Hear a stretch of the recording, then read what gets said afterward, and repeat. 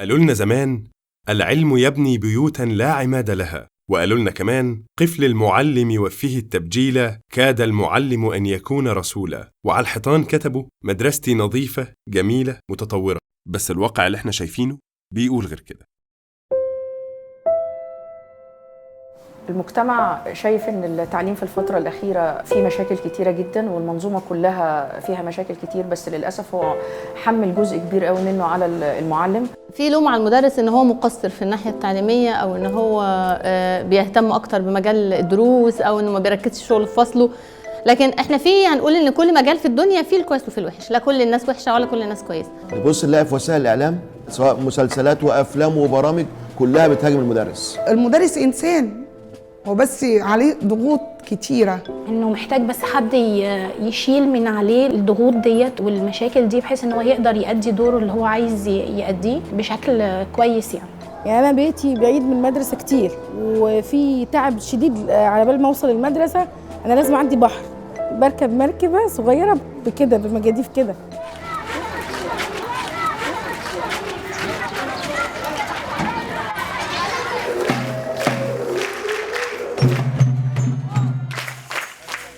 احنا بنقضي مع التلميذ هنا اغلب وقت، ما بنقضيهوش مع اولادنا ولا الاولاد نفسهم بيقضوا مع اهلهم في البيت. والغالبيه للمعلم هو لسه فيه احساس الرساله. الحمد لله رب العالمين ان انا طلعت معلم. المعلم او مهنه التعليم هي مهنه الانبياء في الاول وفي الاخر، وكنت اتمنى فعلا ان انا صغير ان انا اطلع معلم. واحنا شغالين لقينا ان المعلم عليه دور كبير، فبالتالي على قدر المطلوب منه، على قدر التاهيل المفروض مننا، فجت فكره ازاي نعمل تنميه مهنيه للمعلم.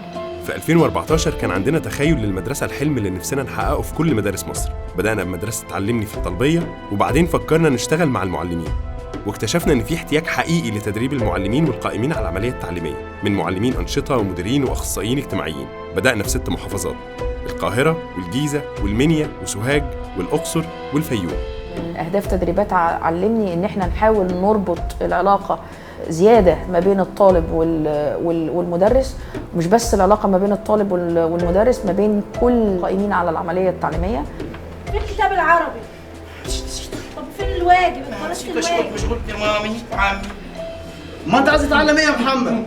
انا عايز ابقى دكتور. دكتور ازاي يا محمد؟ لابد تذاكر يا محمد. ماما عايزاني اكون انت مش عارف تنطق الحروف يا محمد. حاضر يا مستر. لو انا فهمت خصائص الطالب كويس هقدر اتفهم تصرفاته. رقم 2، محتاج ان انا لما اجي اتدخل بقى في تصرفاته. هنقيم ازاي؟ اقول لحضرتك اللي هو كان حلو في الموضوع ان هو كان بقول لك كان بيطبق الحاجات اللي بيديها لنا، بيطبقها معانا كأن احنا تلاميذ، وكأن هو معلم يعني، ونعمل الحاجات دي معانا، فبقي سهل ان احنا نعملها مع التلاميذ.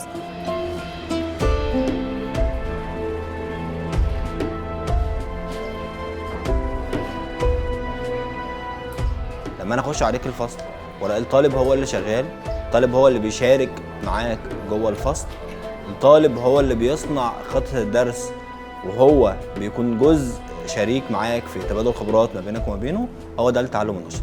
من خلال ان احنا بدأنا نستخدم مهارات القرن ال21، التفكير الابداعي، ان احنا نكلمهم على التفكير الناقد، ان احنا نديهم بعض الاستراتيجيات اللي هم كانوا موجودين وبياخدوها بس كانت بتطبق ليهم بشكل نظري.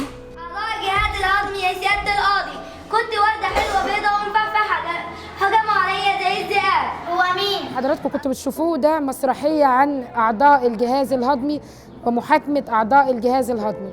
اختصار المسرحية: لقمة عيش الخباز بتتهم أعضاء الجهاز الهضمي إن هم أكلوها وهضموها وفي النهاية طردوها.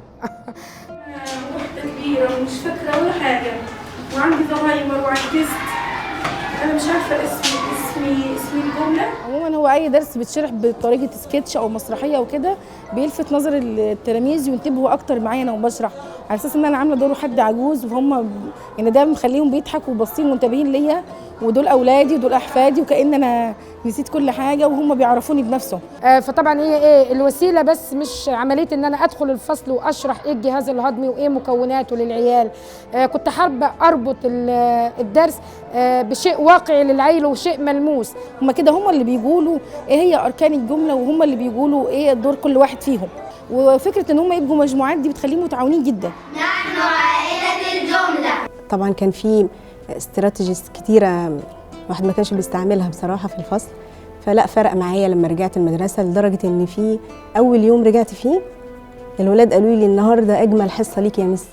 السنة اللي فاتت علمني اشتغلت في 93 مدرسة و6 محافظات مع 2500 معلم وقائم على العملية التعليمية.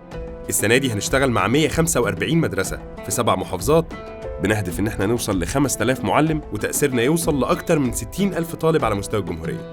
أملنا إن احنا في السنين الجاية نقدر نشتغل في مدارس مصر كلها.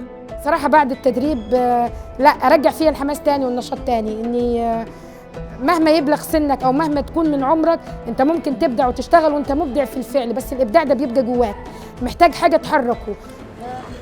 ابني حبيبي، أنا رأيتك مقصرا واكتشفت أنني المقصر، وأعدك بأن أغير من تفكيري ومن سلوكي ومن تعاملي، وأن نتعاون معا حتى نظهر الإمكانات الكثيرة والتي ستعبر إن شاء الله عن إمكاناتك الحقيقية.